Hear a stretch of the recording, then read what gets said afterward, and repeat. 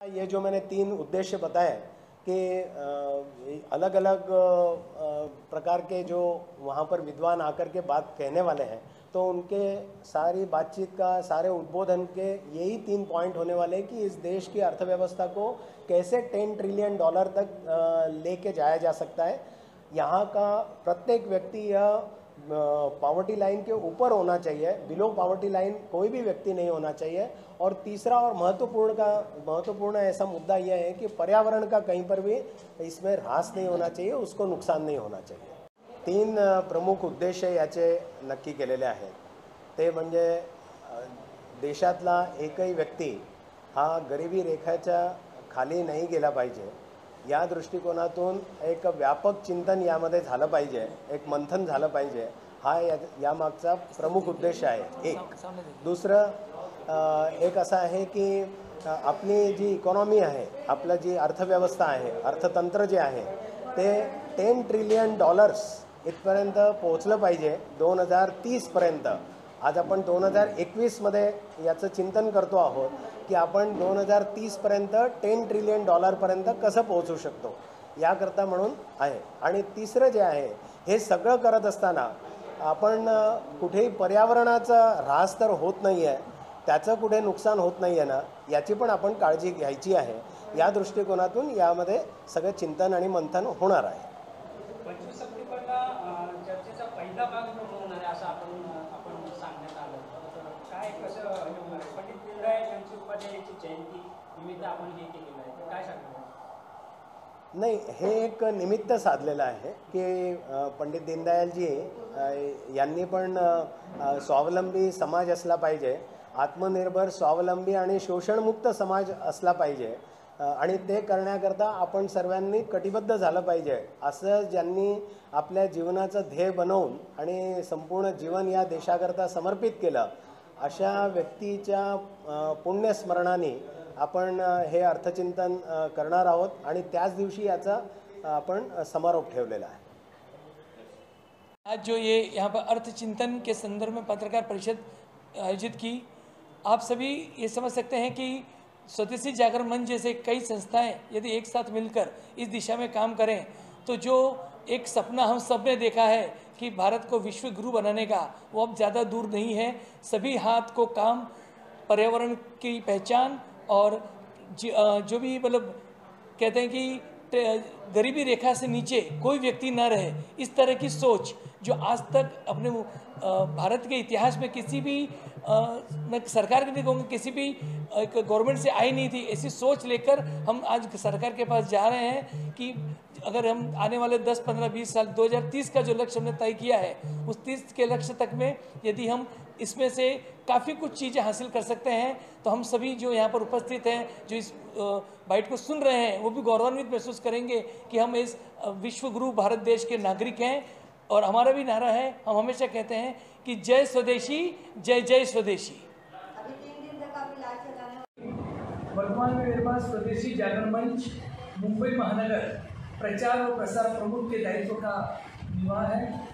मेरे पास बैठे आदरणीय महेश बखाई, आप मुंबई महानगर के स्वदेशी जागरण मंच के संयोजक हैं।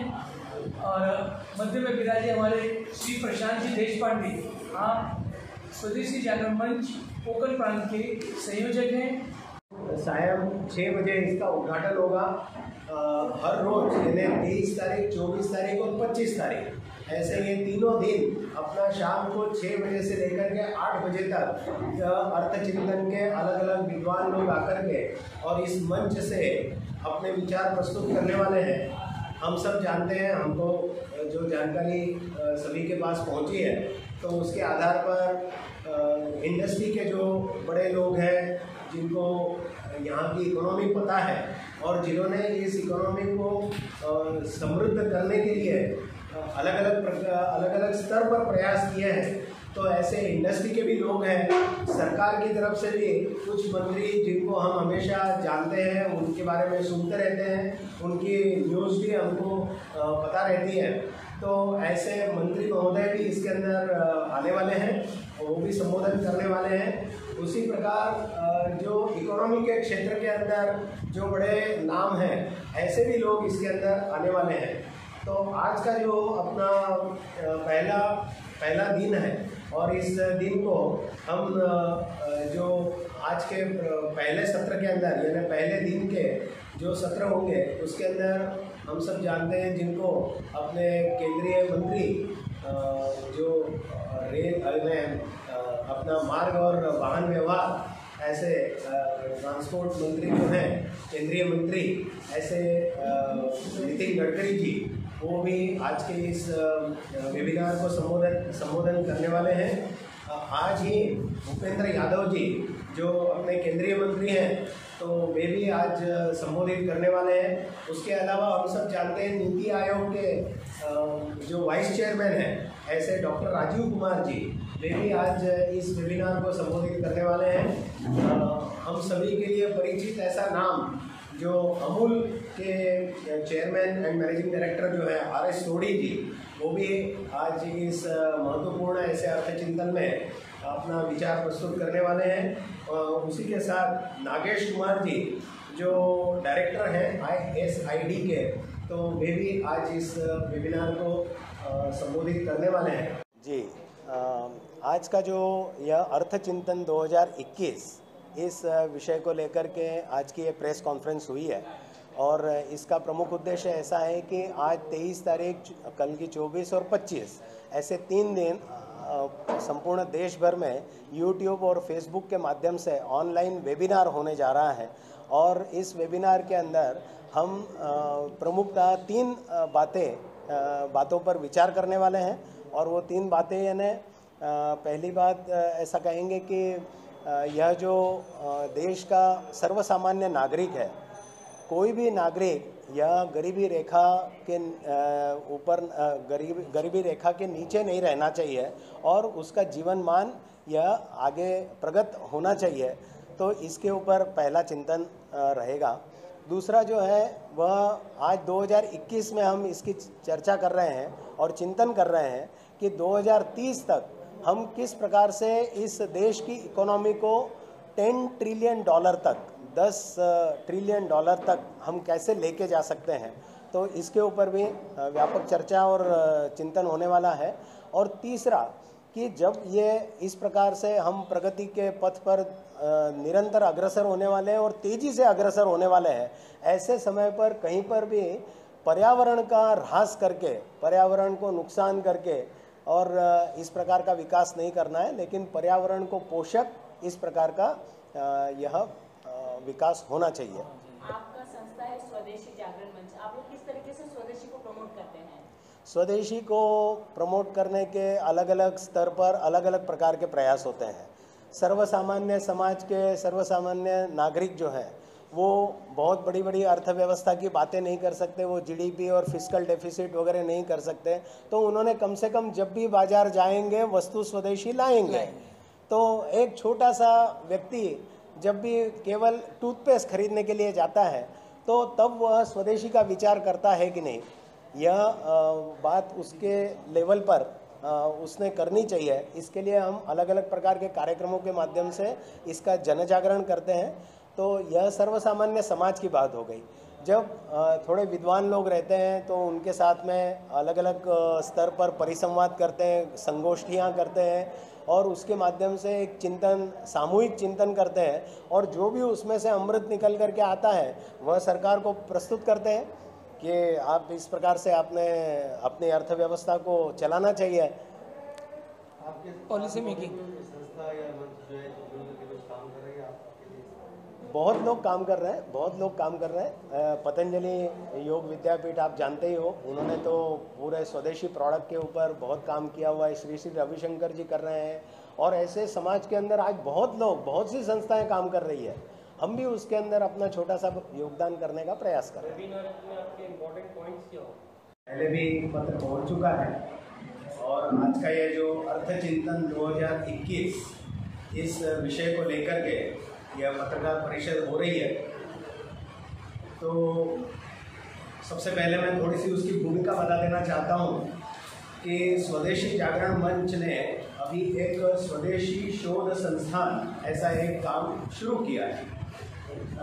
यह संस्थान जो है वो इंडस्ट्री के अंदर या समाज के अंदर या इस आत्मनिर्भर भारत इस संकल्पना के अंदर जो आवश्यक मुद्दे हैं उन मुद्दों पर यदि कोई शोध प्रकल्प करना है तो वह शोध प्रकल्प करने का काम यह स्वदेशी शोध संस्थान करने वाला है और कर रहा है अभी भी।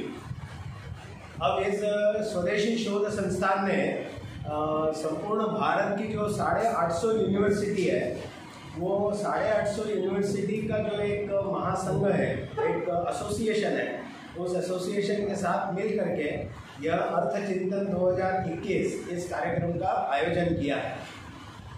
इसके पीछे की संकल्पना ऐसी है कि हम सब जानते हैं कि कोरोना के कारण इस कोविड काल के अंदर सारी इंडस्ट्री की परिस्थिति बड़ी खराब हो गई और समाज में भी एक थोड़ा निराशा का वातावरण खड़ा हो गया।